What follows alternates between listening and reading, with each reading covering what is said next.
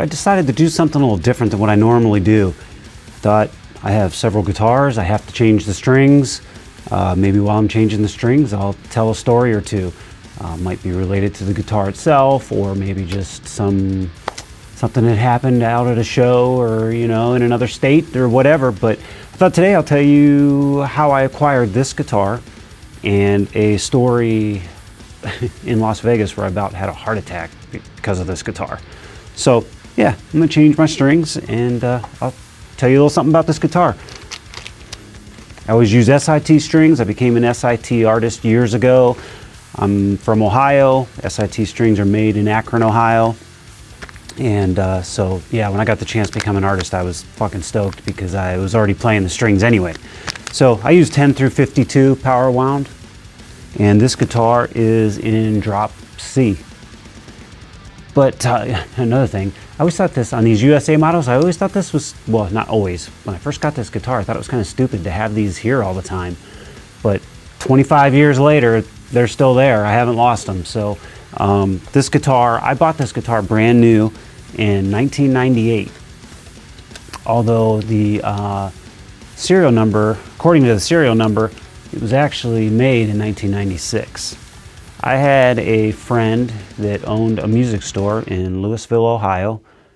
He was not a Jackson dealer, but he was able to get me this guitar. I actually started with a bottom of the line Rhoads model, like a Rhoads EX, I think it was called.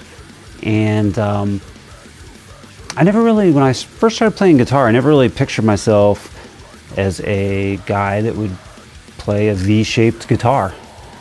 But I walked into a local music store one day and I saw that Rhoads EX up on the wall. And I think I was just in there to get strings or something. I just couldn't get it out of my head. It was black. It just looked cool. And so after several days, probably, I doubt it was even a week, I just couldn't stop thinking about it. So I went back into the store. I didn't really have the money for it, but I decided to buy it. And I was a little naive at the time, didn't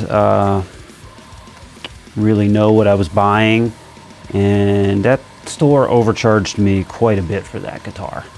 And in the end, it's my own fault, but looking back, it was pretty crappy that they did that, because they had it priced probably, it was used, and they had it priced probably twice what it cost brand new. And I was stupid and I wanted it and I bought it. And after playing, I played that guitar for, I'm not sure how many years, a few years. And then I had the opportunity to start my own business in 1998. I had a friend of mine help me out, and it was going really well right off the bat, and it was the first time that I actually had enough money to go out and buy a really nice guitar. And so this guitar was $1,300 in 1998. I know they're a lot more than that now, but in 1998, $1,300 was definitely a lot of money to me. But my friend that I mentioned earlier, he said that he could get me this guitar, even though he was not a dealer. He said, shop around, see what they're going for and what you think you can get it for, and I'll see if I can match that. And I said, okay. So I looked around, and ultimately I went back to him. He ordered it, and I don't know, a month later or whatever it was, it showed up, and I was just so happy because it had become my dream guitar to have a USA Jackson. And when I got it home and plugged it in, I just could immediately hear the difference from that cheaper version that I had. It just sounded so much tighter and clearer and just better. So, this guitar, it was my main guitar at the time. It's still my favorite guitar today. It's been all over the country with me.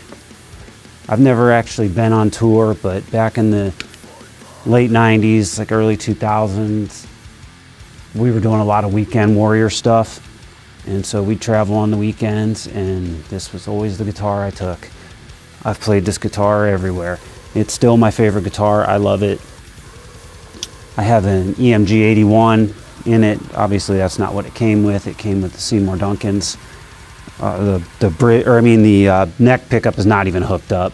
I don't use it. So at one point, I just decided to not even hook it up. I took out the tone controls and the switch, so it's just the EMG 81. I run it at 24 volts, hooked to the volume knob, and simple as that.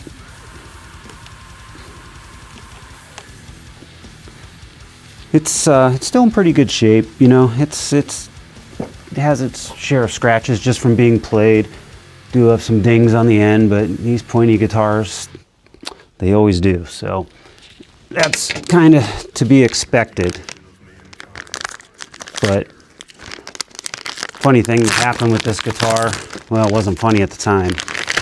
My band, I was in a band called Ton through the 90s, and we reformed later, and put out a couple more albums, and did some traveling and stuff. And so we were scheduled to play the Las Vegas Death Fest, and we were releasing our album, which was the album we wrote and recorded after reforming the band.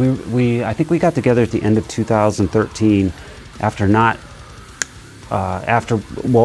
Ton ended in early 2001, and so we ended up getting back together. I think it was the very end of 2013. Pretty funny, I talk about the not losing the Allen wrench, and then I can't find it. And so we started writing some new music and started talking about playing live and all that stuff, and we ended up hooking up with Ossuary Industries.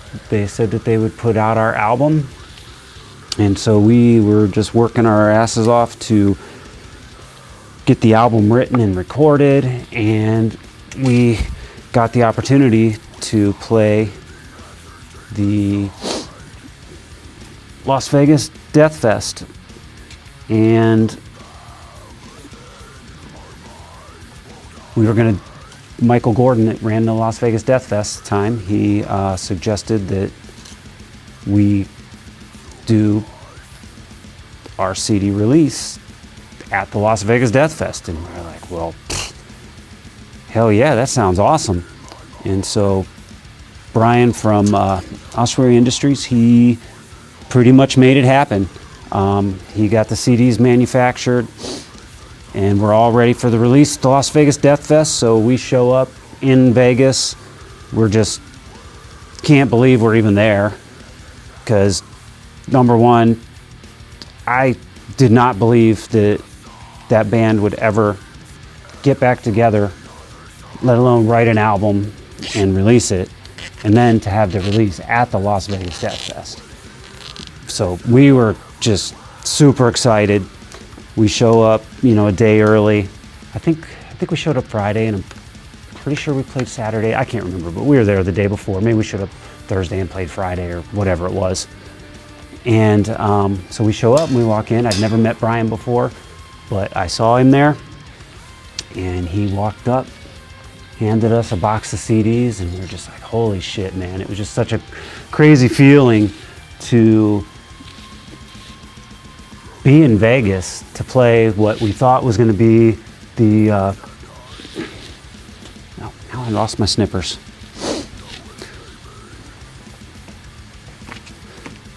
Oh, so we show up to what we think is probably going to be the biggest show we've ever played, and you know, there's lots of people there, and we're just excited. We get our CDs, we just kind of hang out and party that night, have a good time, and then next day, you know, we wake up, we do our thing, we're playing at like, I think we played at like 8 o'clock that night, which Michael Gordon gave us an awesome time slot, and it, you know, it was just awesome.